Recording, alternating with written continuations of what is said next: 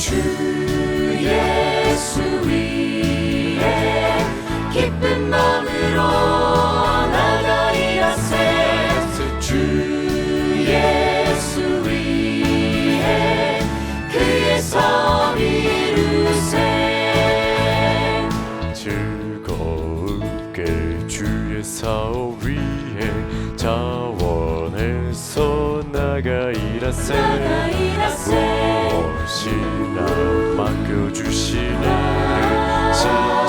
신실하게 모두 다하세 주 예수 위에 기쁜 마음으로 나가이라세 주 예수 위에 그의 삶 이루세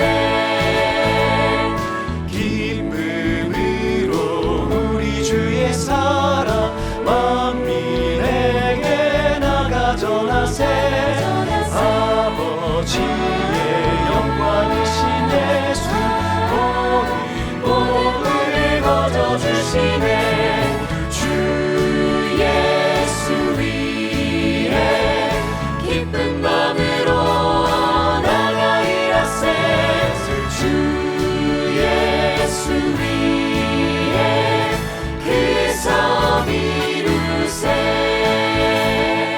기쁜 마음으로 주 예수 위에 기쁜 마음으로 나가이라세 주 예수 위에 그의 삶 이루세 주 예수 위에 기쁜 마음으로 나가이라세 주 예수 위에 그의 삶 이루세 주 예수 위에 그의 삶 이루세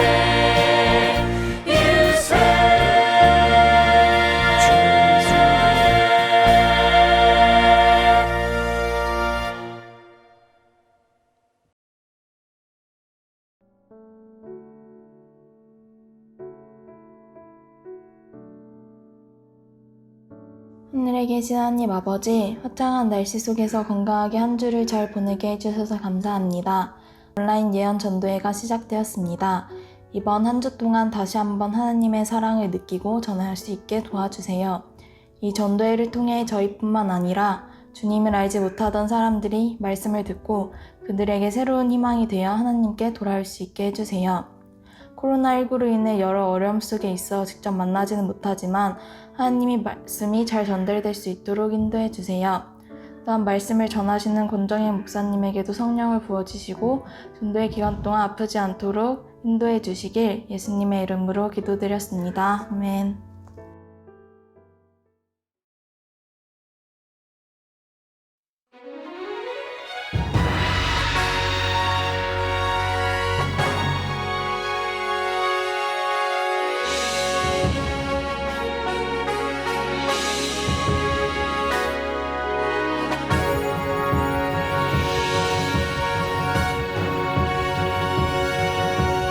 우리 여기에 모인 것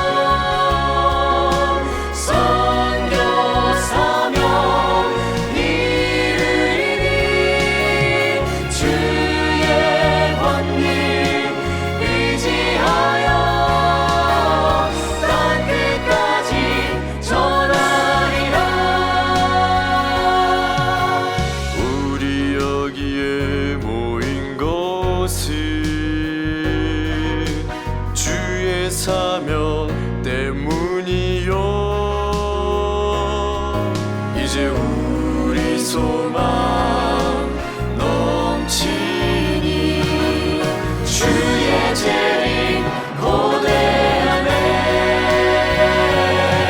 주의 성령이 임하시며 선교 사명 이루리니 주의 권능 의지하여 땅 끝까지 전하리라. 주의 성령이 임하시며 선교 사명 이루리니 주의 권능 의지하여 땅 끝까지 전하리라. 땅 끝까지 전하리라.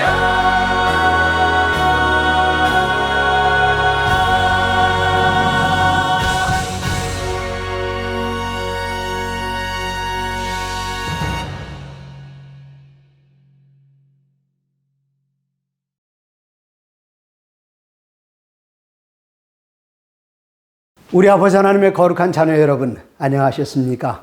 어제 하루 잘 보내셨지요? 또 오늘도 주님께서 여러분과 함께 동행하시는 귀한 하루였을 줄 믿고 우리 하나님께 감사드립니다. 이번 한 주일 동안 우리들은 아직은 희망이 있습니다. 사람들은 완전히 절망 가운데 빠져 있지만 우리들은 하나님의 거룩한 말씀을 통해서 희망을 발견합니다.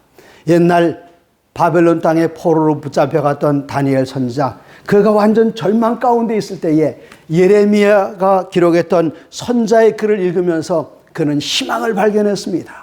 오늘 우리들은 다니엘서와 요한계시록을 함께 공부하시면서 예언을 통해서 우리들에게 밝히 보여주시는 그 길을 함께 따라갈 때에 우리에게 생명이 있고 여기에 안전이 있습니다. 여러분, 코로나 바이러스를 두려워하지 마시고 우리가 하나님으로부터 멀리 떨어져 있지 않나 그것을 두려워하시기 바랍니다. 우리 아이들이 공부를 잘하나 안 하나 그것을 두려워하는 대신에 우리 집안의 아이들이 하나님의 말씀 안에 굳게 서서 하늘나라의 상속자가 될 것인가 그것을 염려하시기 바랍니다. 오늘은 아직은 희망이 있습니다. 예언연구 시리즈의 4번째 시간으로 오늘 저녁의 제목은 역사의 방향을 바꾼 한 발의 총성.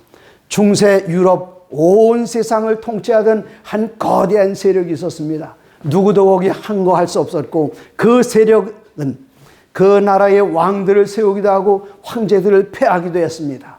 유럽의 대부분의 땅을 다 자기 손 안에 가지고 있었습니다. 1260년 동안 온 유럽을 흔들던 그 세력이 단 한순간 총알 한 방, 그 총알 나간 그것에 의해서 어떤 사람이 빗맞는 그러한 사건으로 그의 1260년의 역사는 끝나게 되고 중세의 역사가 끝나게 되는 그 놀라운 사건, 오늘 저녁 다니엘서를 통해서 함께 공부하시겠습니다.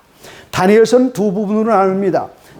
12장으로 되었는데 1장부터 6장까지는 역사적인 부분이 나오고 뒤에 7장부터 12장까지는 예언적인 부분인데 오늘 저녁 다니엘서 7장 함께 공부하시겠습니다. 다니엘서 7장 1절입니다. 바벨론 왕 벨사살 원년에 다니엘이 그 침상에서 꿈을 꾸며 뇌 속으로 이상을 받고 그 꿈을 기록하며 그 일의 대략을 진술하니라. 여기 왕은 누군가 하면은 바벨론 왕 벨사살 원년이라 그랬습니다. 이 벨사살이 어떤 사람인가? 제가 우리나라의 역사 가운데 나타나는 왕을 여러분에게 불러드리고 그들의 공통점을 한번 여쭤보겠습니다. 고구려의 보장왕, 백제의 의자왕, 신라의 경순왕, 고려의 공양왕, 조선의 순종황제, 이들의 공통점은 무엇입니까? 이들의 공통점은 마지막 왕입니다. 의자왕, 백제 끝났다. 보장왕, 고구려 끝났다. 경순왕, 신라가 끝났다. 그것을 이야기해 주는 것처럼 여기 다니엘서 7장 1절에 다니엘이 이제 처음으로 계시를 받았습니다. 다니엘서 7장 1절 펼쳐보니까 그 첫 번째 계시를 언제 받았는가 하면은 바벨론 왕 벨사살 때에 받았습니다. 근데 벨사살이 어떤 사람인가 하면은 이 바벨론, 이 거대한 제국을 느부갓네살이 세우는데 그의 손자 되는 벨사살, 이 벨사살 때에 어떤 일이 일어났는가 하면 바벨론이 완전히 망했습니다. 지금 다니엘에서 오는 무엇이죠? 다니엘은 어서 속히 예루살렘으로 돌아가는 것, 민족의 해방, 귀환, 하나님의 성소 재건, 이게 그의 꿈이었는데 지금 바벨론의 마지막 왕이라면 희망입니다. 이젠 갈 수 있습니다. 바벨론의 마지막 왕이라면 이젠 예루살렘 가서 성소를 하나님의 백성들이 재건할 수 있습니다. 그래서 그가 받았던 첫 번째 계시는 무엇으로 시작되는가? 희망으로 시작됩니다. 벨사살 왕이라는 그 말은 바벨론은 끝났다 하는 동의어입니다. 그런데 그가 꿈속에 계시를 볼 때에 그 계시의 내용은 무엇이었는가 하면 다니엘이 진술하여 가로되 내가 밤에 이상을 보았는데 하늘에 네 바람이 큰 바다로 몰려 불더니 바람이 몰려 불었다. 그런데 어디로 갔는가? 바다로. 큰 짐승 넷이 바다에서 나왔는데 그 모양이 각각 다르니 여러분 이 바람 하면은 이건 정말 이 동네에서는 잘 모르지만 바닷가에 가신 분들은 바람이 얼마나 무서운지 아십니다. 그런데 여기 엄청난 바람이 몰려오는데 어디로 가는가 하면 바다로 갑니다. 그래서 바람이 바다를 향하여 불 때마다 여기서 뭐가 나오는가 하면 커다란 짐승들이 나옵니다. 제가 2010년 7월달 대총회가 있었는데 그 대총회에 가는 그 길에 미국의 어떤 선교단체가 저에게 그 선교단체를 위해서 프로모션을 해달라는 부탁을 하면서 마이애미에 있는 여러 교회들을 소개해 줬습니다. 그래서 제가 마이애미에 있는 교회들을 다니면서 그 미국인 성도님들 대상으로 선교를 소개하고 그 단체에서 모금운동을 해줬더니 사례한다고 하면서 티켓 2장을 줬는데 그 티켓 2장이 뭔가 하면 크루즈 여행하는 티켓입니다. 와, 대박 아닙니까? 그래서 저는 제 아내와 함께 이 마이애미 항구에서 엄청나게 커다란 배를 타는데 그 배가 얼마나 커다란 배인가 하면 73,941톤입니다. 이 높이가 얼마나 되는가 하면 아파트 11층 높이에다가 여기 승무원이 812명에다가 승선 인원이 2,744명, 굉장히 커다란 배예요. 그 배가 이제 마이애미 항구를 뚜 하고 출발하는데 이 배는 정말 호화찬란합니다. 그 꼭대기 갑판에는 수영장이 있고 그리고 이쪽에는 백화점 같은 게 있고요. 여기 쇼 무대가 있고 그리고 이 배를 타고 여행하려면 무조건 남자들은 이 넥타이를 메고 정장을 하고 타야 됩니다. 왜 그런가 하면 첫날 저녁에는 여러 나라에서 온 사람들이 그들이 모여가지고 파티를 하는데 여기 이 청바지 입고 가도 안 돼요. 이럴 때는 아주 정장을 딱 차려입고는 폼나게 들어가서 거기 참여합니다. 이제 그날 밤 첫날 밤을 이제 보내면서 배가 뚜 하는 경적 소리와 함께 떠나는데 그 대서양이 얼마나 아름답게 펼쳐져 있는지 믿거나 말거나 제가 바다를 처음 본 건 언제인가 하면은 군대 제대하고 와서 바다를 처음 봤어요. 믿거나 말거나. 근데 제가 바다를 처음 본 바다는 어딘가 하면 인천 앞바다. 그 바다를 보는 순간 가슴이 탁 트면서 와, 바다다. 인천 앞바다를 뭐라 그러죠? 다른 말로다가 황해바다라고 그래요. 누런 물. 동해바다나 시원스럽죠. 서해바다는 그렇지 않은데 그 바다를 보고 제가 감격에 젖었었습니다. 근데 대서양은 정말 망망대해. 그냥 가슴이 탁 트이는 것만 같아요.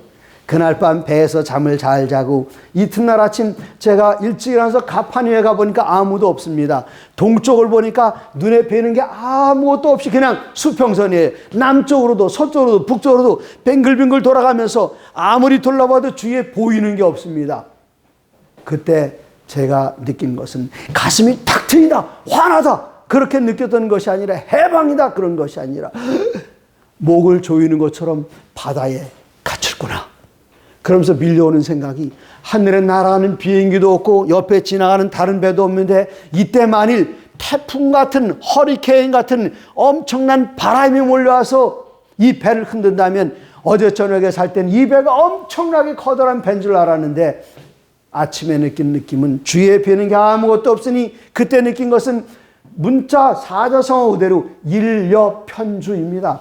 한일자 잎사귀여자 잎사귀 엽자, 조각편자, 배주자 그냥 그 커다란 배가 조각배처럼 보이는 거예요. 이때 바람이라도 몰려온다면 이것을 누가 느꼈는가 하면 다니엘이 계시 가운데 느꼈어요.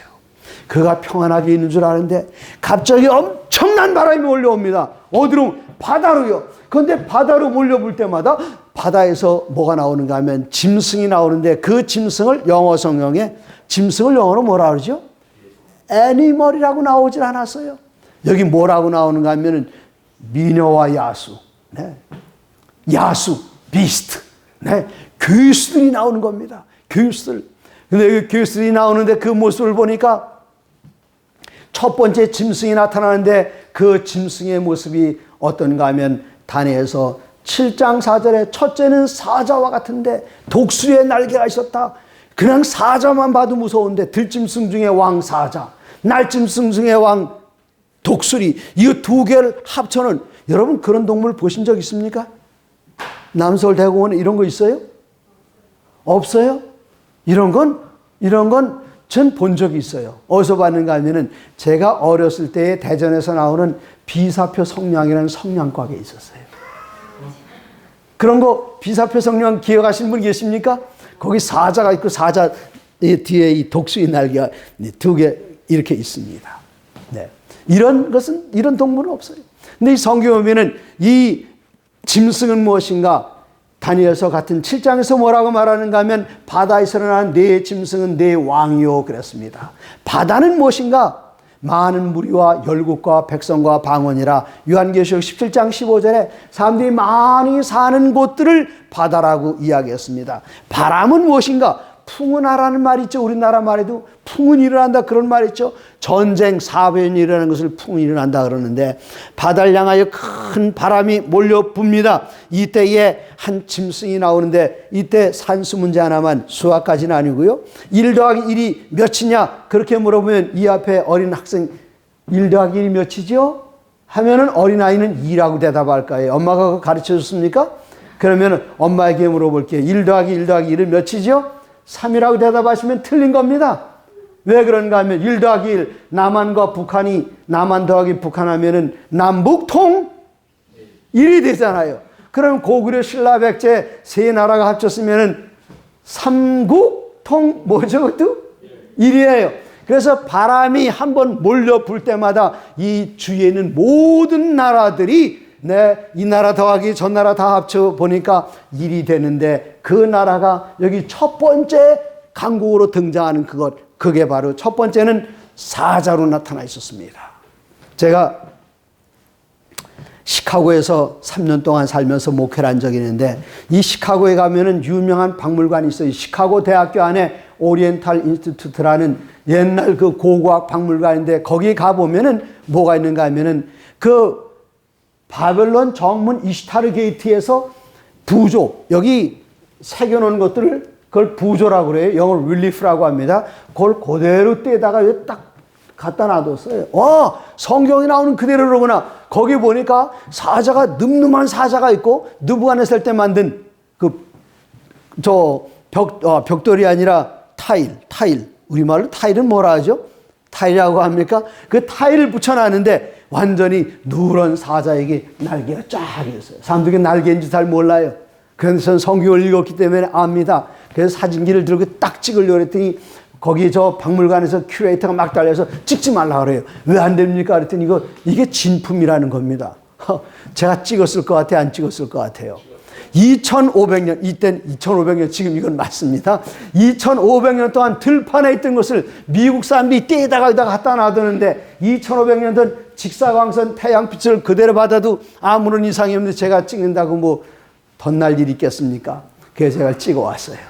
근데 이 바벨론은 여러분에게 보여주려고 찍었습니다. 여러분에게 보여주려고. 여기 있는 그 그림이 바로 이시타르 게이트, 저 바벨론 정문에서 떼내온 사자들입니다. 바벨론을 사자를 묘사했어요. 그래서 오늘날도 여러 나라들이 자기네 나라를 상징하는 동물이 있는데 미국의 상징 동물은 뭐죠 이거? 네, 독수리. 그리고 저 북쪽에는 러시아의 상징 동물은 빨리 곰이라고 대답하세요. 네, 맞습니다. 곰. 그리고 중국의 상징 동물은 청룡. 그 다음에 대한민국의 상징 동물은 뭐지요? 호랑이. 네, 그래서 지금 용쟁 호투를 지금 벌이고 있습니다. 자, 이 사자가 첫 번째 나타난 짐승이 사자였어요. 그 다음에 또다시 바람이 몰려옵니다. 첫 번째 그 짐승은 바벨론을 나타내는데 이번 두 번째 짐승은 7장 5절 보니까 다른 짐승 곧 둘째는 곰과 같은데 그것이 몸 한편을 들었고 그 입에 이사이는 새의 갈빗대가 물렸는데 여러분 곰 하면 머릿속에 딱 떠오르는 게 뭡니까? 곰. 미련하다 그런 말 하지 마세요. 그거는 일제시대 때 일본 사람들이 자기네보다 머리 좋은 사람들을 지배하려고 보니까 한국의 건국설화를 보니까 거기 곰 얘기가 나오잖아요. 이거 곰처럼 밀어요. 아니요. 곰은 진짜 머리 좋습니다. 한국에 있는 야생동물 가운데 IQ 제일 높은 게 곰이에요.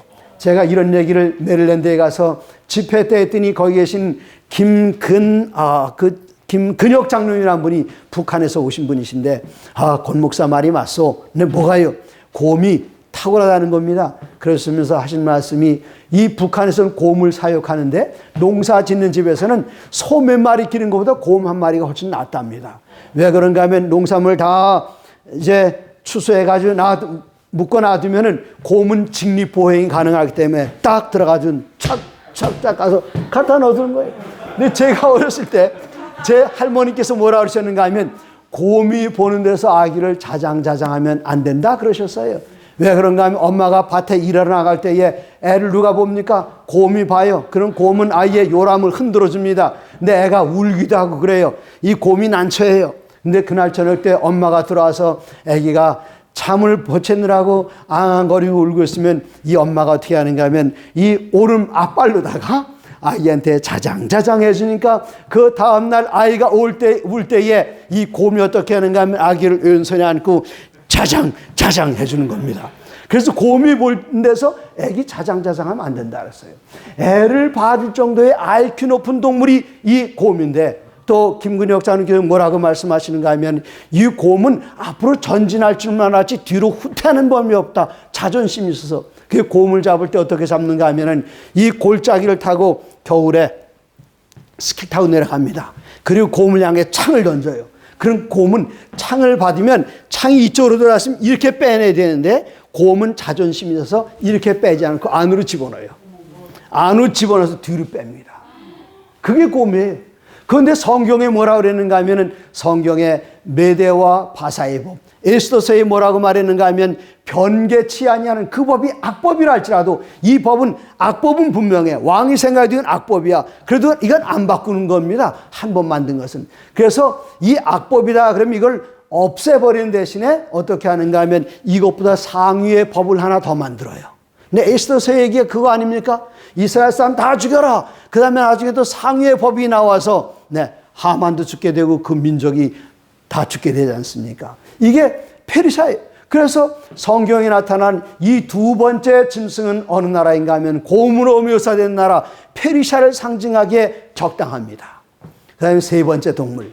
이 세 번째 동물은 어떤 동물인가? 이 세 번째 나타나는 셋째 짐승은 다니엘 7장 6절 그 후에 내가 또 본즉 다른 짐승 곧 표범과 같은 것이 있는데 그 등에는 새의 날개 넷이 있고 또 그 짐승에게 머리 넷이 있으며 또 큰 권세를 받았더라 그렇습니다. 지금 이 세 번째 등장하는 이 짐승은 사자보다 작고 곰보다 작지만 머리가 4개인 교수입니다. 거기다 새의 날개 바벨론은 2개밖에 안 달았지만 여기 세 번째 등장하는 이 짐승에게는 새의 날개 4이 있으니 얼마나 빠를까요?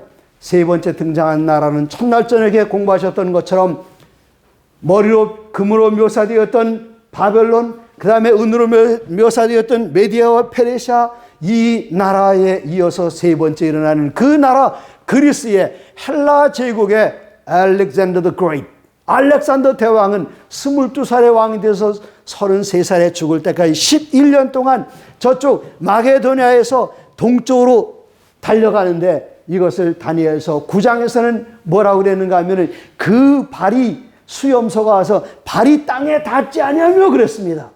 여러분 발이 땅에 닿지 않게 달릴 수 있습니까? 있죠. 오른발을 띄워놓고 이 오른발이 땅에 닿기 전에 왼발이 나가고 왼발이 떨어지기 전에 오른발이 나가면 되는 겁니다. 다니엘서 9장에 그 팔이 땅에 닿지 않는다 그랬어요. 왜요? 날개 넷을 가졌으니까. 이 그리스가 온 세상을 들어갑니다. 그 다음에 네 번째 나라가 등장합니다. 네 번째 등장하는 나라는 어떤가? 다니엘서 7장 7절, 내가 밤이상 가운데 그 다음에 본 넷째 짐승은 무섭고 놀라우며 극히 강하며 또 큰 천리가 있어서 이빨이 쇠로 되어 있으며 철로 되어 있어요. 치과 의사가 고생 좀 하겠습니다.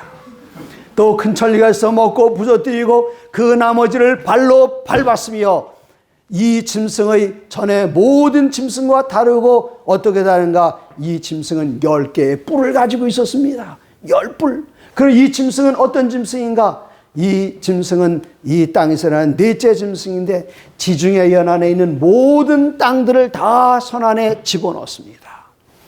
그 다음에 이 네 번째 짐승, 네 번째 등장하는 로마에는 어떻게 되는가 하면 10개의 뿔이 있다 그랬습니다. 다니엘서 7장 24절에 그 10뿔은 이 나라에서 일어날 10왕이요. 어느 나라요? 로마 나라에서. 우리가 첫째 날 저녁에 공부하였죠? 로마가 어떻게 분열됩니까? 저 진시황이 중국을 다 정복하고 나라를 통일하니까 북쪽에서 내려오는 몽골족이 두려워서 만리장성을 만듭니다. 그랬더니 북쪽에 있던 몽골족 중에 흉노족들은 그 남쪽으로 내려간 대신에 서쪽으로 이동을 해서 흉노족이 서양사에서는 훈족이 됩니다.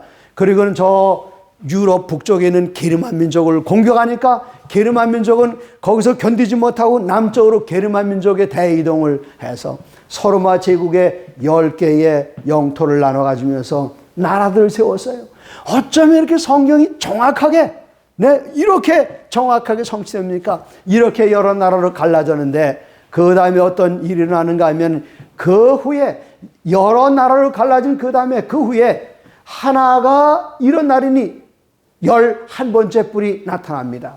그는 먼저 있던 자들과 다르고 세 왕을 복종시킬 것이며 먼저 있던 자들 곧 바벨론, 페르시아, 그리스, 로마 그리고 여러 나라들 다 정치적인 국가인데 이번에 등장한 나라는 뿔이니까 정적인 국가는 많은데 먼저 있던 자들과 다르다 그랬습니다. 그리고 세 왕을 복종시키는데 그 작은 뿔을 유심히 보니까 거기에는 사람의 눈 같은 눈이 있어요. 네, 여러분 저기 스피커통이 있죠?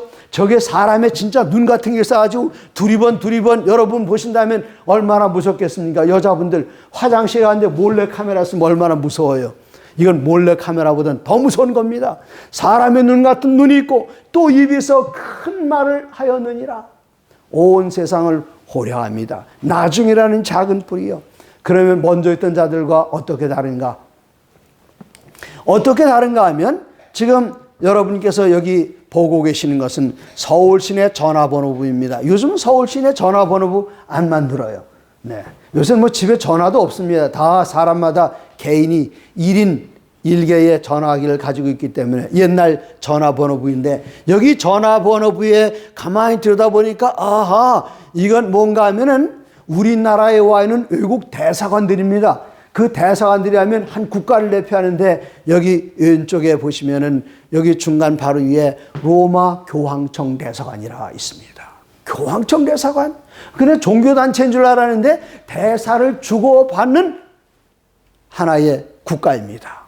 그 다음 여기 또 보시는 전화번호부는 대한민국 제외 공간입니다. 우리가 다른 나라에 대사를 보내서 대사관이 있고 그 다음에 영사관이 있고 그런 것처럼 어디에도 보냈는가. 여기 오른쪽 페이지 아래에 보면은 홀리시라고 나옵니다. 바티칸 시국에 거기에 우리나라 대사가 가 있습니다. 그래서 로마 천주교회와 우리나라는 국가와 국가로서 대사를 주고받는 사이예요. 그냥 우리는 지금까지 천주교 하면 무엇으로만 생각했는가 하면은 뭐로만 생각했습니까? 종교단체인 줄만 알았는데 이것은 종교단체이며 또 하나의 국가라는 점에서 다 다릅니다. 이전의 나라들은 정적 국가였지만 이 나라는 교황 로마는 정적 군주 절대 군주 국가이면서 종교적 군주 국가라는 점에서 앞에 있던 나라들과 다릅니다. 이전에 있던 왕국들은 사람의 이 겉모양 땅만 다스렸지만 이번에 등장하는 이 교황은 사람의 영혼까지 다스립니다. 다른 나라는 자국 영토 안에 우리나라 문재인 대통령은 그의 통치 범위가 북한도 아닙니다. 요 남한 땅 여기만입니다. 네. 시진핑은 중국 땅 넓지만 그거밖에 아닙니다. 그러나 이 나라의 교황은 자국의 영토는 아주 쬐끄맣습니다. 저 여의도보다도 작아요. 그렇게 작은 땅, 그런 여의도의 6분의 1 정도밖에 안 되나 그렇습니다. 아주 작은 땅인데 전 세계를 향해서 호령을 하는 것, 이런 것이 앞에 있는 것과 다릅니다. 그런데 그 작은 뿔은 먼저 있던 자들과 다를 뿐만 아니라 또 세 왕을 복종시킬 것이며, 여기 10개의 나라들인데 그 중에 7개의 나라들은 로마 천주교가 믿는 같은 신앙을 가졌지만, 여기 세 나라들은 삼위일체를 부정하는 아리안주의 신앙을 가지고 있었어요. 그렇게 할 때 로마 천주교회는 세 나라를 뿌리째 뽑아버리는데, 여기 10개의 나라로 갈라진 것 첫날 저녁에 공부하셨죠? 그 중에 헤룰라이를 493년에 멸망시킵니다. 그 다음에 534년에는 반달족을 멸망시킵니다. 그리고 교황이 명령한 것을 완전히 전 세계에 펼치게 되는 그해 538년인데 그 후에 동고트가 멸망됩니다. 이 세 나라를 완전히 뿌리째 뽑아버렸어요. 어떤 사람들은 제게 그런 질문을 합니다. 교황권이 무슨 힘이 있어서 다른 나라를 공격합니까? 그렇죠. 교황권에 천주교의 군대 있나요, 없나요? 없다고 대답하시면 틀린 대답입니다.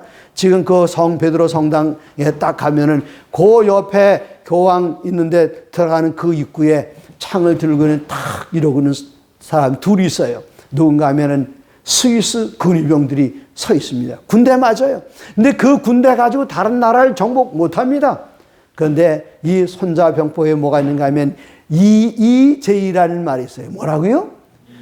써있자, 오랑캐 있자. 오랑캐는 오랑캐를 통해서 제압한다. 네. 제가 여기 계신 저 목사님 딱 보니까 제가 쌓아봐도 이길 것 같질 않아요. 저보다 체격 좋지요, 잘생겼죠, 키도 크지요, 몸무게도 훨씬 더 나가지요. 네. 막 근육이 여기 막 삐죽삐죽 삐져나가잖아요. 근데 제가 저분하고 어떻게 싸웁니까? 이럴 땐 뭐 방법이 없어요. 여기 계신 은퇴 목사님, 선배님, 강 목사님, 요새 참, 왜 요즘 그 모양이지? 요새 후배 목사, 누구 얘긴데요? 그 어느 교회 누구 있지 않습니까? 그 사람이 이렇게 버릇이 없어요? 걱정하지 마세요. 제가 손 봐주겠습니다. 저는 여기 계신 체격 좋은 목사님하고 싸울 필요가 없어요. 그냥 저 목사님에 가서 이렇게 좀 사과 한 상자 사다 드리고, 막 혓바닥만 이렇게 잘 움직이게 되면은 이제이. 오랑캐는 오랑캐로서 제압한다. 천주교회가 이런 군사력을 가지고 있었던 것이 아니라 다른 세력들 이용해서 세 나라를 완전히 뿌리째 뽑아버렸습니다. 거기서 끝나는 것이 아니라 25절, 그가 장차 말로 지극히 높으신 자를 대적하며, 무엇으로? 말로, 입에서 나온 말로 지극히 높으신 자를 대적하며, 지극히 높은 자가 누구신가 하면 하나님이십니다. 그분을 말로 대적합니다. 우리 일반 기독교에서는 종교 지도자들을 목사라고 그렇게 이야기를 합니다. 그러나 여기에서는 목사라는 칭호를 사용하지 않고 신부라고 하는데, 이 신부는 신랑 신부 그게 아닙니다. 새 신자 지엄이 부자가 아닙니다. 무슨 신자인가 하면은, 무슨 신자죠 여러분? 하나님을 나타내는 귀신 신자에다가 부자는 아버지를 나타내는, 그래서 신부를 그대로 읽으면 뭐가 되는가 하면은 하나님 아버지가 되는데, 영어로 신부를 뭐라고 말하는가? 사제는 프리스트라고 말하지만 신부는 영어를 뭐라고 하는지, 혹시 여기 대면 집회에 참석하신 분 신부를 영어로 뭐라고 하는지 뭐라 그러죠? 뭐요? Father요? Father? 혹시 여기 어린아이들한테 물어볼까요? 얘는 네, 그럼 제일 젊은 분에게 물어보겠습니다. Father를 영어로 Father, 우리말로 뭐라 그러죠? 아버지예요, 아버지. 네? 신부님 하는 것은 아버지 하는 겁니다. 아버지. 그래서 이 천주교에 가보면은 여기에 그냥 20대, 27살 된 새파란 젊은이가 신부인데 거의 고해성사라는 걸 합니다. 그럼 여기 92살짜리 된 노인네가 그분 앞에 가면은 아버지 앞이니까 어떻게 해야 됩니까? 무릎을 꿇고 앉아야 돼요. 그리고 신부님을 부를 때 영어로 보면 Father. 우리말로 옮기면 뭐라고요? 네? 아버지. 네, 아버지. 여기 92살짜리 아들이 27살짜리 아버지를 향해서 아버지 부릅니다. 그리고 고해성사하게 됩니다. 그런데 예수님께서는 말씀하시기를 이 땅에 있는 사람들을 아버지라 부르지 말라 그랬습니다. 우리에게 아버지는 하늘에 한 분밖에 안 계시다 그랬습니다. 제가 한국에 교황이 올 때마다 그 장소를 가봤어요. 3번 우리나라에 왔습니다. 여의도에 2번, 그리고 세종로에 1번. 그때마다 가보면은 거기에 전국에서 엄청나게 많은 사람들이 여의도에 올 때는 100만 명이 모였어요. 100만 명. 여러분 100만 명이 한 자리에 모인 거 보신 적 있습니까? 어마어마합니다. 그리고 100만 명이 모이는데 거기에 빙 둘러가면서 깃발들이 있고 그 깃발, 삼각형 깃발을 보고 제가 깜짝 놀랐어요. 창조주의 모후이신 마리아. 누구요? 창조주의 어머니신 마리아라 그렇게 써 있습니다. 그리고 교황을 소개하는데 거기 주교가 나와서 교황을 소개하니까 그가 먼저 선창합니다. 비바 파파. 비바는 만세란 뜻입니다. 파파는 뭐죠? 아빠의 아빠. 네, 아버지 만세. 그런데 교황이 딱 등장하니까 거기 100만 명 외치는데 비바 파파이 아니라 비바 파파 외치는데 100만 명이 외치는 그 소리가 이건 그냥 온 천지를 진동할 것만 같아요. 누구 만세요? 아버지 만세. 아버지 누구십니까?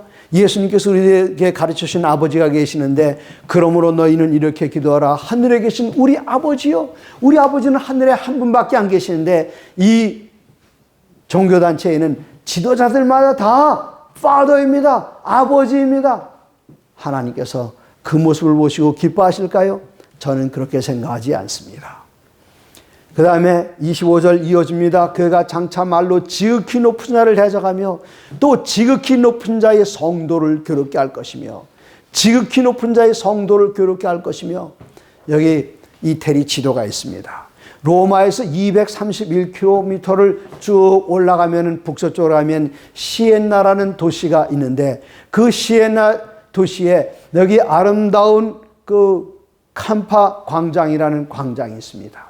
그 광장은 옛날 십자군들이 이곳에서 출정을 하는 그런 자리인데 이 광장 주변으로 해서 조그만 방사형으로 이렇게 골목들이 바깥으로 나 있는데 그 골목길을 따라 올라가다 보면은 여기 여러분께서 보시는 그 자그마한 문이 있습니다. 그리고 그 문에는 간판이 있습니다. 그 간판을 가만히 읽어보면 이태리어로 뭐라고 써 있는가? 영어로 옮기면은 토처 뮤지엄. 토처 뮤지엄? 우리말로 무슨 박물관이요? 고문 박물관입니다. 고문 박물관. 인퀴지션 뮤지엄. 종교재판 박물관이에요. 문은 자그마하기 때문에 두 사람이 동시에 들어가긴 좀 비좁은 그런 문인데 그 문 안으로 그 안에 상당히 넓어요. 그리고 밑으로는 지하로 내려간 데도 있습니다. 그 안에 들어가서 딱 보면 인간이 어쩌면 머리가 이렇게 좋은가를 발견하게 됩니다. 얼마나 정말 그 고문 도구들이 그냥 수십 가지가 수백 가지가 있는데 그 고문 도구들 보면서 입이 딱딱 벌어집니다. 고문 박물관이 있어요. 여기 그 고문 박물관 중에 하나는 뭐가 있는가 하면 철갑처녀라는 게 있는데 그 철갑처녀는 그냥 원통형입니다. 원통으로 쭉 해서 그 원통을 만들어 놓고 그 안에 사람 집어넣는 건데 그냥 집어넣는 게 아니라 여기 돌조이가 있어가지고 이 원통을 쫙 벌리면은 그 다음에는 이 그리스도인 기독교인 여자를 그 안에다 집어넣어요. 이게 철갑처녀 아이언 레이디입니다. 철갑처녀 딱 집어넣는데 그 안쪽으로 뭐가 있는가 하면은 그 송곳 스파이크, 네, 스파이크가. 그래서 사람 집어넣고 딱 닫으면 사방에서 찔러 들어옵니다. 그게 철갑처녀예요. 그런데 이 철갑처녀는 그냥 봐줄만 합니다. 그 다음에 가룟 유다의 의자, 네, 주다스 체어라는 고문도가 있는데 그거는 이 피라미드처럼 생겼는데 약간 피라미드보다 경사가 좀 급해요. 그리고 여기 다리들이 있고 그다음에 여기 피라미드처럼 생긴 의자가 있는데 그건 어떻게 하는가 하면 이 사람을 도르래를 끌어올립니다. 그리고 양쪽에는 모래주머니인지 자갈주머니 주머니를 매놨어요. 딱 끌어올려가지고 이 사람을 어디로 옮기는가 하면 중심부를 이 가룟 유다의 의자, 그 뾰족한 그 뿔에다가 거기도 살살 내리면은 어떻게 되는가 하면은 사람의 가장 민감한 부분이 여기 딱 꽂혀요. 그냥 내버려도 이건 아픈데 거기 뭐까지 있는가 하면 이 양쪽에 자갈 주머니까지 메고 있으니까 그래 죽지 않습니다. 네? 그렇게 고문했어요. 제가 여러분에게 그림은 보여드릴 수 없는 더 끔찍한 광경이었는데 기다란 창이 있습니다. 그게 뭐 이렇게 무섭냐고요? 그 제일 끔찍해서 제가 본 것 중에 인간의 가장 그 민감한 부분 이 아래에서부터 뚫고 와서 창자를 뚫고 와서 이 기관지를 관통해서 목구멍으로 창이 삐져나온 겁니다. 그런 고문 도구들이 그냥 여기 뭐 수백 가지가 있어요. 제가 일일이 사진 다 찍어왔습니다. 다 찍어왔어요. 네. 그러면서 이렇게 종교 재판을 통해서 수없이 많은 사람들을 죽였는데 여러분께서 보시는 이 그림들은 피카르티의 종교 재판하는 모습이고 또 하나는 홀랜드의 종교 재판. 이 종교 재판하는데 누가 재판하고 있습니까? 지금 벽에다 사람을 발을 이곳에 내놓고 거꾸로 뉘어놓은 다음에 여기 주전자에다가 물을 떠서 코에다 집어넣으면서 누가요? 십자가를 들고 있는 신부님이 그렇게 하고 있습니다. 이게 지금 보시는 것은 네덜란드에서 개신교도들을 처형하는 광경인데 이 커다란 느티나무 같은데 열매들이 열려 있어요. 무슨 열매인가? 개신교들을 잡아서 그 목을 묶어놓은 것입니다. 이렇게 로마 천주교회는 1260년 동안 얼마나 많은 사람을 죽였는가 하면 5천만 명의 사람들을 종교재판에 의해서 처형시켰습니다. 지극히 높은 자의 성도를 대적하며. 네, 여기 역사적인 증거들 여러분께서 역사책을 찾아보시면 넉넉히 있습니다. 그 다음에 그가 장차 말로 지극히 높은 자를 대적하며 지극히 높은 자의 성도를 괴롭게 할 것이며 그가 또 때와 법을 변개코자 할 것이며 뭘 변경시킨다고요? 때를 변경시키고 예언의 시간을 변경시키려고 애쓰고 법을 변경시킨다. 무슨 법을 변경하는가 하면 하나님의 법을 변경시키는 것입니다. 여기에 두 개의 십계명이 있습니다. 여기 왼쪽에 있는 것은 하나님의 십계명입니다. 첫 번째, 나 외에 다른 신을 내게 있게 하지 말라. 우상을 만들거나 절하지 말라. 그 다음에 하나님을 망령되이 끊지 말라. 안식일을 기억하여 거룩시키라. 내 부모를 공경하라. 살인하지 말라. 간음하지 말라. 도둑질하지 말라. 거짓 증거하지 말라. 내 이웃의 아내나 소유를 탐내지 말라. 이렇게 10개가 있는데 천주교에도 십계명이 있습니다.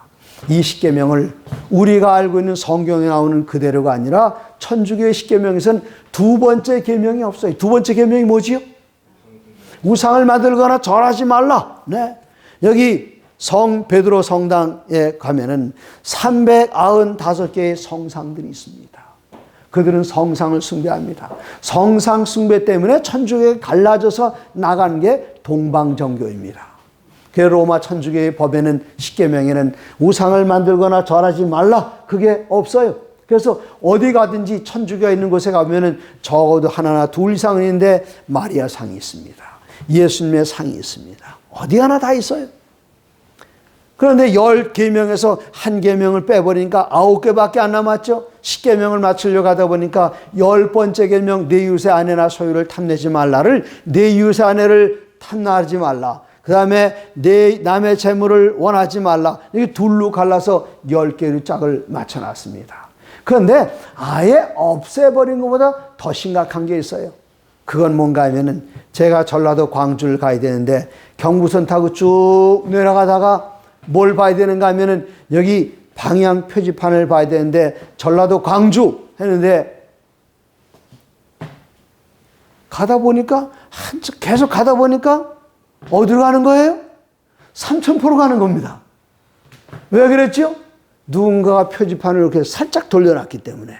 네, 광주 살짝 돌려놓은 그거 따라가면 엉뚱한 데로 가는 겁니다. 살짝 돌려놓는 것 그게 더 무시무시한데 네 번째 계명 하나님께서는 안식일을 기억하여 거룩시키라. 여세 동안은 힘써 내 모든 일을 행할 것이나 제7일은 너희 하나님 나 여호와의 안식일인즉 그렇게 말씀하셨는데 이걸 뭐라고 말하면 간단하게 주일을 지키고 그 주일이 언제냐?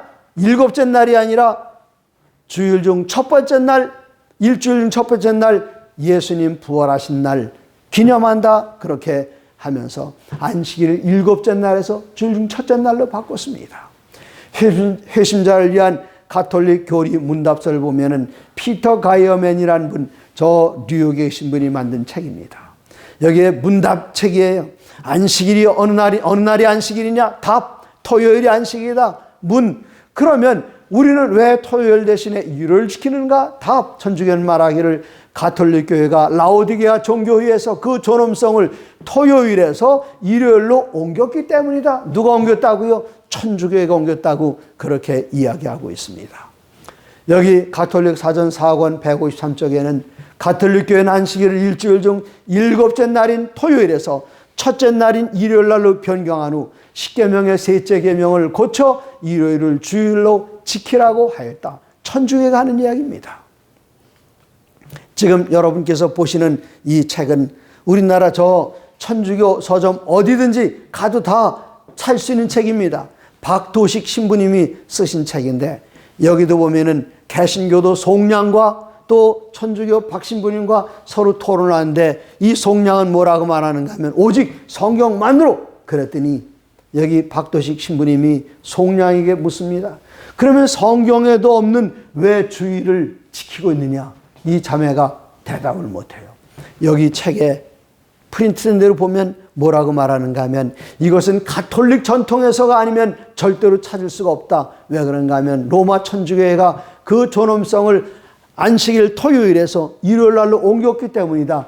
천주교회가 스스로 이야기합니다. 우리가 바꿨다고요. 네. 성경은 안식일을 거룩히 지키라고 말한다. 그러나 로마 가톨릭 교회는 말하길 아니다. 나의 신성한 권위로서 안식일을 폐하고 주일 중 첫째 날인 일요일을 거룩하게 지키라고 명하는 바이다.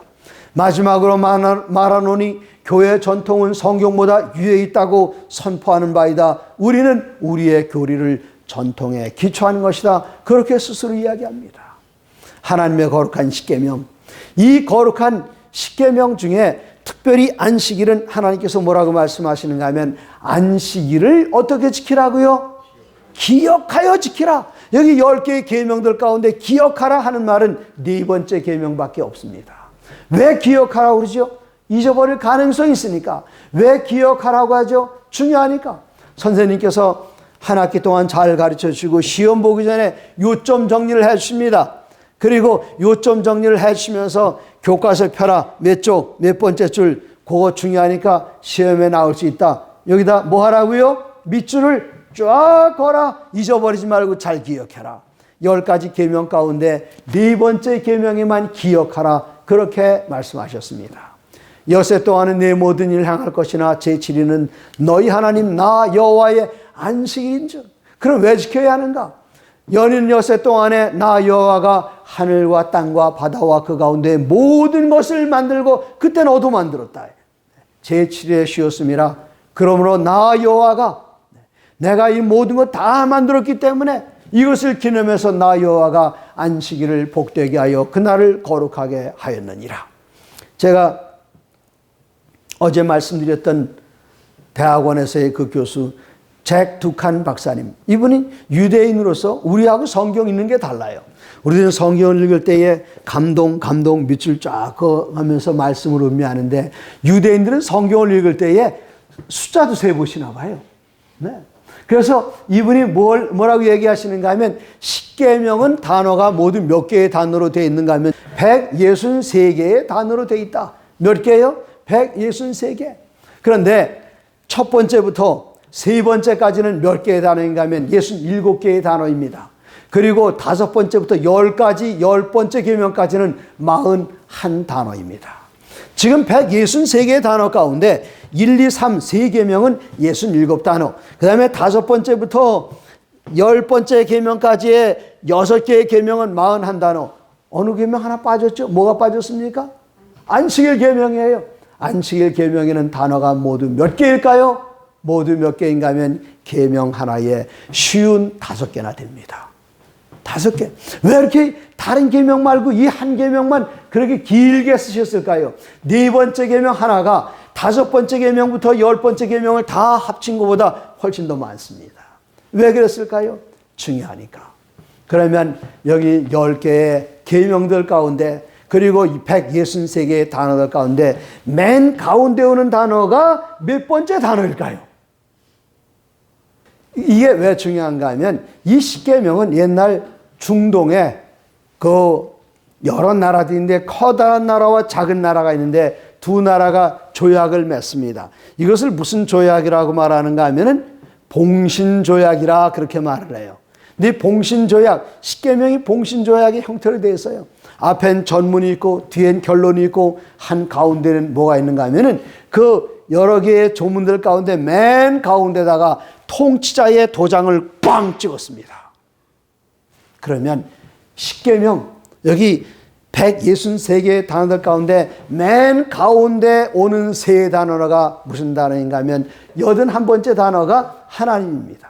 그 다음에 건너서 83번째 단어가 안식일입니다. 그리고 맨 가운데 오는 82번째 단어가 무엇인가 하면 여호와입니다.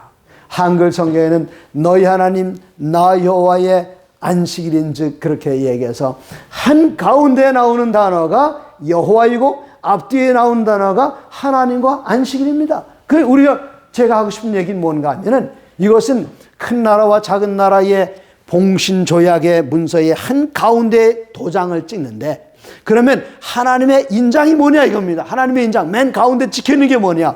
하나님 여호와의 안식일. 이게 하나님의 인장입니다. 그렇기 때문에 사단은 뭘 제일 싫어하는가 하면 이건 내 거야 주장하려면 이 제 성경 이거 참 좋은 성경이에요. 우리나라에 이 성경 많지도 않아요. 제가 개정 성경으로도 한글 한문 같이 있으면서 주석인 책을 성소공에 찾아도 없어요.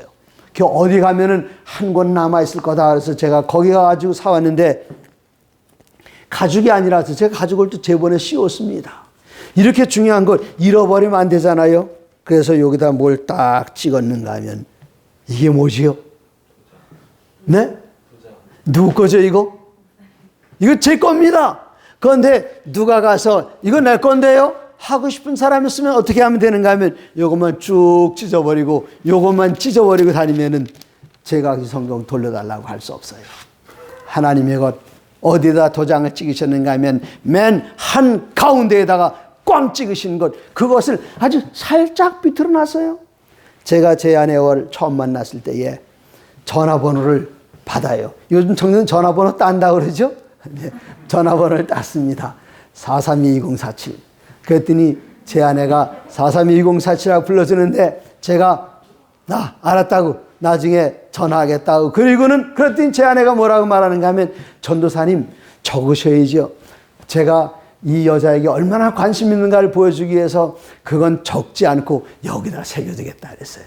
그리고 얼마 있다 이제 제가 주머니에 약간 돈이 생겨가지고 이제는 데이트를 하기 위해서 제가 다니던 삼육대학교 거기 교환실 바깥쪽에 옛날에 빨간 전화기가 있었는데 100원짜리를 바꾸면 동전 10개를 줍니다. 그때는 동전 2개 20원이었어요. 제가 드디어 불러내기 위해서 4, 3, 3, 2, 0, 4, 7 따르릉 따르릉 벨이 가요. 누가 받았습니다. 딱 들어보니까 어떤 영감님 목소리에 이분이 앞으로 장인 되실 영감님이신가 보다. 제가 지금 오디션 보는 겁니다. 목소리를 가다 듣고 심호흡을 한 다음에 안녕하십니까? 뉘시오? 혹시 김영숙 씨 집이 아닌가? 그랬더니 우리는 김 씨가 아니에요. 그럼 전화를 딱 끊어요. 꽤 기분 나빠. 이거 오디션 1차 오디션 떨어진 겁니다. 아직 동전이 8개 남았어요. 4번 더 할 수 있어요. 심호흡하고 냉수 한 컵 마시고 다시 와서 4, 3, 3, 2, 0, 4, 7 따르릉 벨이 갑니다. 이번에 전화를 받는데 또 그 영감님께서 잘못 받으시면서 잘못 걸렸다니까 또 안 끊는 겁니다. 제가 진짜 열받았어요. 다음에 만났을 때에 지난번에 제가 전화번호를 물어봤는데 제대로 안 가르쳐 주셨죠? 그랬더니 아니요. 전화하셨어요? 예, 전화했습니다. 몇 번에 하셨는데요? 433-2047이요. 아니요. 그러니까 제가 받아 적으라고 그랬잖아요. 혹시 들으신 분 계십니까? 네. 누가 들었어요? 뭐요? 432-2047. 많이 들렸습니까? 조금 들렸습니까? 네? 조금 그것도 표시나는 맨 앞이나 맨 뒤가 틀린 것이 아니라 그냥 중간 어디 가서 비스듬히 틀렸어요. 그러면 제 아내네 집 안방이 아니라면 부엌이나 화장실에서도 전화를 받아야 되는데 저는 엉뚱한 영감이 나타나는 겁니다. 하나 살짝 돌려놓으면 이래요. 안식일 7째 날에서 주일 중 첫째 날을 살짝 돌려놓은 이것을 누가 했는가 하면 로마 천주교는 말하기를 자기네들이 했다. 그렇게 이야기합니다. 그래서 하나님께서는 이 안식일을 기억하여 거룩시키라 그렇게 이야기하시는데 이것을 바꿔놨습니다. 중요한 것 하나 이야기합니다. 전사님 잘 받아 적으세요. 8월 13일 그날이 무슨 날인가 하면 제 생일입니다. 근데 이게 음력이에요. 음력. 그러니까 제 며느리들이 둘 다 저희 아들들이 미국에서 목회를 하기 때문에 미국에서는 음력 달력 안 쓰잖아요. 이번에도 큰아들이 전화를 했는데 추석 이틀 지나서 아버지 미안해요. 제가 추석 잊어버렸어요. 네, 거기는 한국 사람이 그 도시 전체에 누가 있는지 없는지 한국인이 없는 동네에 있어요. 그러니까 추석이 지나가는 것도 모르고 나중에 이제 인터넷 신문에 추석 지나간 겁니다. 아버지 죄송합니다. 전화를 했어요. 그런데 이 시아버지 생일을 기억하는 게 그렇게 쉽지 않잖아요. 그런데 저는 9월 20일, 네, 양력은 9월 20일, 그리고 음력, 전사는 며칠이라고요? 시험 봅니다. 참 잘했어요. 네. 그런데 여러 해가 지나다 보면은 음력 생일과 양력 생일이 한데 딱 겹치는 때가 있습니다. 겹치는 때가 몇 년에 한 번씩. 제가 태어난 1953년, 그리고 1991년, 2010년, 2029년 아직은 안 왔습니다만 이런 애들은 이게 음력과 양력이 딱 겹치는 때예요. 제가 어머니께 여쭤봤어요. 어머니, 애들이 제 생일 기억하기 힘든데 제가 양력을 하면 안 되겠어요? 그랬더니 내 마음대로 해라 그랬어요. 어머니께 올해는 음력과 양력이 딱 겹치는 애니까 올해부터 그러면 그렇게 바꾸겠습니다 했더니 아니다 그러시는 겁니다. 조금 전에 내 마음대로 해라 해놓고요. 올해 안 돼요? 올해는 딱 겹치는데요? 그랬더니 어머니께서 하시는 말씀이 나 죽은 다음에 해라 그러세요. 나 죽은 다음에. 어머니 3년 전에 돌아가셨어요. 제가 지금은 음력으로 할까요? 양력으로 할까요? 음력으로 합니다. 네. 어머니를 존중하고 기억해서요. 내 생일을 언제 바꿀 수 있는가? 나 죽으면 그렇게 해라. 안식일은 언제 바꿀 수 있는가? 하나님 돌아가시면 우리는 안식일 마음대로 바꿀 수 있어요. 하나님 돌아가셨나요? 안 돌아가셨나요? 아직도 살아계십니다. 우리 하나님은 어제나 오늘이나 영원토록 동일하신 그 하나님 아직도 살아계시기 때문에 하나님께서 눈 시퍼렇게 뜨고 살아계시는 동안은 우리를 이 안식일 이건 요지부동입니다. 그런데 이곳에서는 바꿨다고 말하는데 여기 개신교를 향한 가톨릭 교회의 주장 The Question Box라는 것 그 밑에 작은 글자 제가 작은 글자는 여기서 잘 안 보입니다만 여러분 잘 보십시오. 이게 뭐라고 써 있는가 하면 성경만을 신앙의 유일한 지침으로 주장하고 있는 개신교회는 일요일 준수에 대한 아무런 보증이 없다. 이 점에서는 제7일 안식일 예수 재림교회만이 일관성 있는 개신교다. 천주교가 한 말입니다. 천주교에 우리가 칭찬받았어요. 그 다음에 다니엘 7장 25절 마지막으로 뭐라 그랬는가 하면은 성도는 그의 손에 붙인 바 되어 한 때와 두 때와 반 때를 지내리라. 자, 빨리빨리 계산해 보세요. 한 때, 두 때, 반 때 모두 몇 때지요? 1 더하기 2 더하기 네? 계산이 잘 안 되십니까? 한 때 더하기 두 때 더하기 반 때 전 금방 나오는데요. 세 때 반 아닙니까? 세 때 반. 그럼 이 때는 무엇인가? 여기 다니엘서 4장 6절이나 11장 13절에 보면 때는 해, 년입니다. 그래서 세 때 반은 모두 몇 년이요? 3년 반이 3년. 와, 대단하십니다. 그러면 3년 반이면 1년이 12달이니까 그러면 3년이면 36개월, 반년, 6개월 되면 모두 몇 달이지요? 42달. 어느 분이 48달이라고 그러는데 아니죠. 네. 42달입니다. 그러면 예언을 계산할 때는 한 달을 30일로 칩니다. 그러면 42 곱하기 3 계산이 됩니까? 얼마지요? 1261이 됩니다. 그리고 어제 저녁에 우리들은 무엇을 배웠는가 하면은 민수기 14장 34절, 에스겔서 4장 16절 뭘 배웠지요? 4장 6절 뭘 배웠지요? 연일 법칙을 배웠어. 하루를 1년으로 계산하라. 그랬더니 이거 세때 반은 3년 반이요, 3년 반은 42달이요, 42달은 며칠인가? 1260일. 하루를 1년으로 계산하라. 모두 몇 년이요? 1260년. 여기 그 다음 특징은 무엇인가 하면 하나님의 성도는 이 작은 뿔의 손에 붙인 바 되어 한때, 두때, 반때를 지나리라. 모두 몇 년을 지내는가 하면은 지금 계산하신 것처럼 1260년을 하나님의 백성들을 쥐고 흔들고 못 살게 하는 것입니다. 이것을 가리켜 예수님께서는 뭐라고 말씀하셨는가 하면은 이건 큰 환난이라 말씀하셨어요. 이게 언제부터 시작되는가? 작은 뿌리 세 뿔을 뿌리째 다 뽑아버리고 자기의 권세를 종교적으로나 정치적으로 완전히 휘두르게 된 그의 연대 기원 538년. 이때부터 1260년 동안 이 기간을 가리켜 예수님은 뭐라고 말씀하셨는가? 여기 538년에서 1260년이 지나가면 몇 년이 됩니까? 538 더하기 1260. 1798년입니다. 이 기간 1260년을 예수님께서는 마태복음 24장 21절에서 뭐라고 말씀하셨는지 한번 보시겠습니다. 이는 그때에 큰 환난이 있겠습니다. 창세로부터 지금까지 이런 환난이 없었고 후에도 없으리라. 여기 예수 믿는 것 때문에 환난 겪어보신 분, 핍박받아 보신 분 계십니까? 예수 믿는 것 때문에 핍박당하신 분. 저는 고등학교 2학년 때 침례받고 설날이 제일 싫었어요. 추석날이 제일 싫었어요. 제 아버지가 얼마나 좀 마음 아파하셨습니다.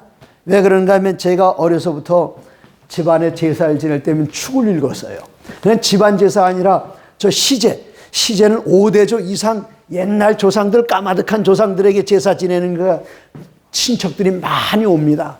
거기 가서 이 초등학교 다니는 녀석이 이 축 읽는 걸 몇 번 듣고 본 다음에는 제가 한번 해도 되냐 그랬더니 거기 친척 할아버지 이거 대견스럽잖아요. 해봐라. 그랬더니 뭐 제가 그냥 유후세차 어른들 하시는데 뭐 그냥 줄 읽거나 하니까 그냥 곶감도 집어주시고요. 그냥 대추도 집어주시고 우리 아버지가 그거 보고 이거 얼마나 자랑입니까? 아버지의 영광이었어요. 그런데 1970년 제가 침례받고 교인 되고 나니까 뭘 안 해요? 설날 제사를 안 지내는 겁니다. 추석날 제사를 안 지내요. 그러면 하신 말씀이 이 녀석은 내가 죽어도 제사 안 지낼 놈이다. 그렇죠. 아버지 돌아가시던 추도 예배 때여도 제사는 안 지냈지요. 아버지께서 화가 나셔서 그날마다 어머니께서 저를 구출해 주지 않으시면 맞아야 되는데 그냥 맨날 이날은 도망만 다녀야 됐습니다. 학교 가면 월요일 날 아침마다 제 이름이 어디가 있는가 하면 등교하면 그 교문에 있는 커다란 게시판에 2학년 6반 몇 번 권정행 등교 정지 써 있어요. 왜요? 토요일 날마다 정기적으로 결석을 하니까 학교 나오지 말라는 겁니다. 군대 가면 어떻습니까? 토요일 저녁마다 맞아요. 네? 토요일 저녁마다. 고참들에게 어떻게 맞는가 하면 여기 침상 모서리가 있고 이쪽 침상 모서리가 있으면 이쪽 침상 모서리에 발을 거치고 이 머리를 저쪽 침상 모서리에 딱 갖다 댑니다. 그럼 여기 얼마나 아플까요? 그 아픈 걸로 끝나는 게 아니라 야전삽 그 등이 있죠. 그러다 엉덩이를 치면은 여러분 한번 실험 한번 해보시겠어요? 얼마나 아픈지요? 이거 진짜 아픕니다. 이걸 토요일 저녁마다 했어요. 토요일 저녁마다. 그런데 지금 이 환란은 몇 년짜리 환란인가 하면 1260년짜리 환란입니다. 이스라엘 백성들이 430년 동안 이집트의 종로로 사는 동안에 아예 안식일 정도 잊어버린 게 아니라 하나님 자체를 잊어버렸어요. 430년 동안에. 그런데 이게 1260년의 대환란입니다. 그래서 예수님께서는 뭐라고 말씀하셨는가 하면은 창세로부터 이제까지 이런 환란이 없었고 후에도 없으리라. 22절 그 날들을 감하지 아니하면 모든 육체가 구원을 얻지 못할 것이나 그러나 택하신 자들을 구원하기 위하여 그 날들을 감하시리라. 제가 3년 동안 이거 맞았으면 이거 맞을 때 그래도 국방부 시계는 돌아간다 그러면서 맞았어요. 그런데 고참도 처음에 몇 번 때릴 때 신났는데 이걸 한 달 내내 토요일 저녁마다 2달 내내 때리다 보니까 자기들 지쳤는지 석 달이 되기 전에 네 마음대로 해라. 그래서 저는 안식일 날마다 그냥 부대에 비상이 걸리고 어떤 일이 있어도 저는 그냥 교회 가는 겁니다. 중대장이 바뀌어도 저희 고참들이 얘는 저 교회 안 보내면 탈영해요. 중대장님 보내주세요. 그러냐? 갔다 와라. 그래서 저는 안식일 날 비상 걸리면 철모 쓰고 그리고 교회에 갔습니다. 3년 동안 저렇게 맞았으면 신앙 못 지켰을지도 몰라요. 1260년씩입니다. 언제 끝나는가? 이게 1798년에 딱 끝나야 되는데 1797년 뭐라 했죠 제가? 1798 1년 남았어요. 그런데 교황권이 끝날 기미가 전혀 보이질 않습니다. 드디어 1797년 6월달 6개월밖에 안 남았는데 1797년 9월달 3개월밖에 안 남았는데 100일도 안 남았는데 교황권이 끝날 기미는 전혀 보이지 않습니다. 이때에 여기 보이는 이 아가씨가 데지리 클레리, 데지리 클레리 예쁘게 생겼죠? 이 아가씨는 누구였는가 하면은 나폴레옹의 약혼녀였습니다. 내 나폴레옹이 이 아가씨를 보고 나이 차이는 많이 나지만 정말 사랑에 빠져서 결혼하기로 약속했는데 이 여자 보니까 예쁘죠? 돈 많죠? 그런데 야망이 없어요. 그래서 이 여자를 파원 선언도 안 하고 누가 결혼하는가 하면 조세핀이라는 여자와 결혼했을 때 이 어린 아가씨가 그냥 첫사랑을 이렇게 그냥 저런 여자에게 뺏기고 나니까 이 우울증이 오는 겁니다. 이때 나폴레옹 형은 어디에 가 있었는가 하면은 저 로마의 프랑스 대사로 가 있었어요. 대사로 가 있는데 고향 소식을 들어보니까 이게 또 처제예요. 네? 이 나폴레옹 형의 처제가 됐어요. 그 언니하고 결혼했기 때문에 언니는 줄리안입니다. 그 줄리안과 결혼한 그 나폴레옹 형이 프랑스 대사로 로마에 가 있는데 소식 들어보니까 그 처제가 맨날 우울증 걸려서 맨날 틀어박히 울고 있다는 소식. 여기는 태양이 밝고 좋으니까 여기로 오라고. 가보니까 여기 빨라쪼 꼬르신이라는 거기 커다란 궁인인데 그게 대사관입니다. 방 많은 거 하나 주고 여기 잘 지내라는데 맨날 졸졸 짜고 울고 있어요. 이때 나폴레옹이 너무 미안한 거예요. 그렇게 미인인 여자를. 네. 형에게는 또 처제가 되잖아요. 그런데 그냥 발로 차버렸어요. 너무나도 미안하니까 자기와 동갑자리 두포라는 장군을 그 지역 사령관으로 임명해서 보냈습니다. 이 두포 장군이 총각인데 딱 가보니까 갈 데가 없잖아요. 그러니까 자기 친구 형, 네? 나폴레옹의 형, 이 형이 와서 야, 너 갈 데 없으면 여기 궁에 방 많으니까 여기 와 있어라. 딱 가서 보니까 거기에 어디선가 울음소리가 들려요. 누구 울음소리인가? 젊은 여 흑거리고 그래서 어느 날 딱 마주쳤습니다. 와, 이때 여러분 여자들의 아름다움 중에 무슨 아름다움이 있는가 하면 혹시 가련미라는 말 들어보셨어요? 황선원의 소나기에 나오는 그 폐병 걸린 아가씨 그런 여자를 보면은 그 도와주고 싶은 그 남성으로서 막 그런 게 생기잖아요. 그런데 이 여자가 나 햇빛도 못 보고 맨날 골방에서 우울증 걸렸던 그 여자가 딱 나오는데 보니까 원래 미녀에다가 뭐까지 더 있는 겁니까? 가련미까지 있는 거예요. 그냥 한눈에 반했어요. 또 이 여자도 이 남자를 딱 보니까 소문은 들었거든요. 자기 언니한테 야 멋있는 장군 왔다. 딱 보니까 온 세상에 나폴레옹처럼 잘생겼어요. 젊어요. 그런데 더 좋은 소식은 총각이라는 겁니다. 그 둘이 이제 연애를 시작했어요. 그게 1997년입니다. 빨라쩍 꼬르시니에서. 이 두 사람이 결혼하기로 약속을 했어요. 날 받았습니다. 며칠인가 하면은 1797년 12월 28일 날 결혼하기로 맨날 모여서 죽고는 떨어지고 못 살아요. 맨날 데이트하는 겁니다. 그런데 그때에 어떤 소문이 들었는가 하면은 나폴레옹이 오스트리아 비엔나에 가서 완전히 망해가지고 다시는 일어나지 못한다는 소문이 여기 로마에 돌면서 이 로마의 교황이 비오 6세가 교황권을 더 강화하고는 더 강력하게 하는 겁니다. 그럴 때 로마 사람들은 몇 년 전에 나폴레옹이 로마를 점령했었거든요. 네? 이태리 침공하면서 뭐라 그랬죠? 내 사전에 불가능 없다. 그리고 여길 침공하고는 로마 시내에 공화정을 베풀었어요. 그러다가 물러났는데 오스트리아 가서 완전 폭삭망했다는 소식을 교황이 듣고는 이 교황권을 더 강화하니까 로마 시민들이 데모를 했습니다. 네. 우리는 공화정 하고 싶습니다. 그랬더니 로마의 교황청에서는 군대를 보내서 데모대를 진압하려고 하는데 이 데모가 너무나도 극렬한 겁니다. 이건 폭동 수준이에요. 그런데 여기 사령관이 절대로 데모 군중에 총 쏘면 안 된다 그랬습니다. 근데 이 데모대가 얼마나 격렬한지 그 앞에 서 있던 병사가 데모대를 향해서 총을 쏜 게 아니라 그냥 하늘에서 공포탕을 땅 하고 쐈는데 이 총알이 아무 데나 떨어져도 좋은데 이 총알이 1997년 12월 27일 그날이 어느 날이죠? 네? 여기 두포 장군하고 데지리 클레리 결혼하기 전날 그들이 이제 이 또 프랑스 대사관 여기 빨라쪽 고르시니에서 지금 데이트하고 있는데 이 총알이 아무 데나 한 방 떨어져도 되는데 이 총알이 하필이면 어디로 가는가 하면 프랑스 대사관으로 날아가서 그냥 풀밭에 떨어져도 되는데 창문을 깨뜨리고 아무 데나 떨어져도 되는데 둘이 꼭부터 데이트하고 꼭부터 앉아 있는데 이 두포 장군 가슴에 맞아 즉사했어요. 내일 장가가는데 이 여자는 지금 나폴레옹 잃어버리고 이제 막 사랑에 빠져 내일 시집 가는데 자기 품에서 남자를 잃어버렸어요. 이 데지리 클레리 실존 인물입니다. 나중에 노르웨이, 스웨덴 그 두 나라의 왕이 한 사람이었는데 거기 왕비가 되는 사람이에요. 데지리 클레리라는 소설도 있고 영화도 있습니다. 그 소식이 지금 1797년 12월 27일이에요.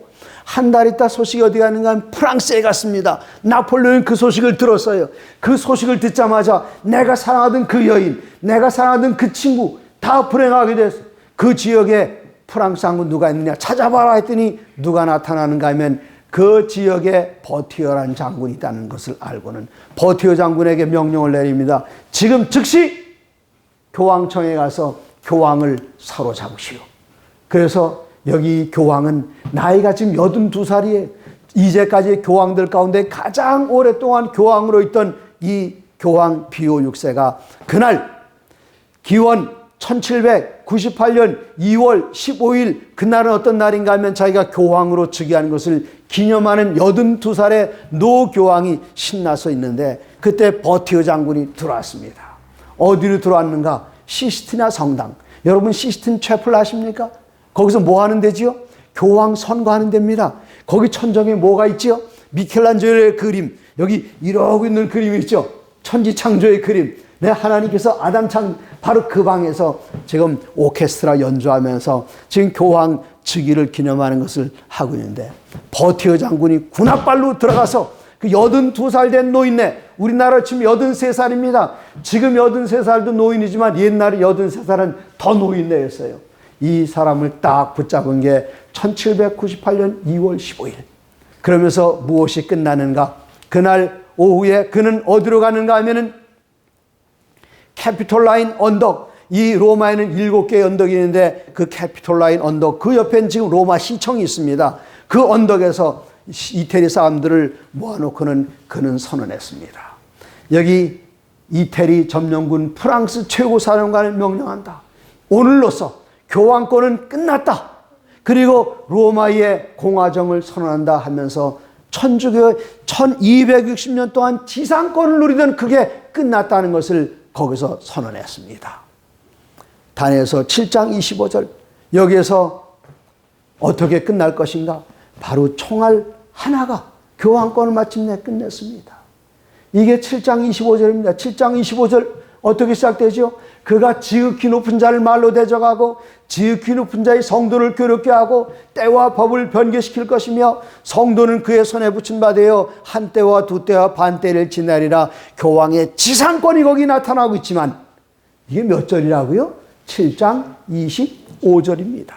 그러면 그 다음 절은 몇 절일까요? 25절 다음 절 몇 절이요? 7장 26절. 26절의 첫 번째 단어는 뭔가 하면 그러나 심판이 시작된 즉 그는 권세를 빼앗기고 끝까지 멸망할 것이요 지금 7장 25절에서 교황권은 그의 최상의 권력을 누렸지만 바로 그 다음 절 7장 26절에는 그러나 뭐가 시작되면 심판이 시작된 즉 그는 권세를 빼앗기고 언제까지 멸망한다고요? 끝까지 멸망할 것이요. 아멘 소리가 여기까지는 안 들립니다. 이제 들립니다. 아마 이게 온라인에서 멀리서 오느라고 그러는 것 같아요. 그러나 그 다음 절을 기다리시느라고 아멘 안 하신 줄 압니다. 그 다음 절이 뭔가 하면 나라와 권세와 온 천하 열국의 위세가 지극히 높으신 자의 성민에게 붙인 바 되리니 그의 나라는 영원한 나라이라 그랬습니다.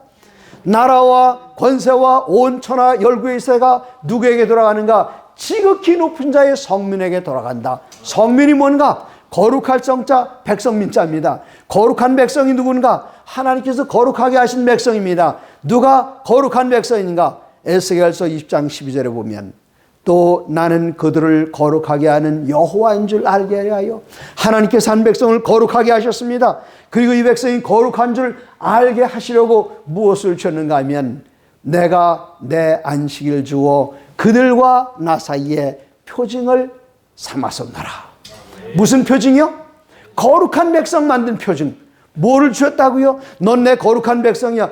그렇습니까? 뭐 증거가 있습니까? 이게 뭐죠? 안식일. 또 나는 그들을 거룩하게 하는 여호와인 줄 알게 하여 그들이 성민인 줄 알게 하여 내가 내 안식일을 주어 그들과 나 사이에 표징을 삼았었노라.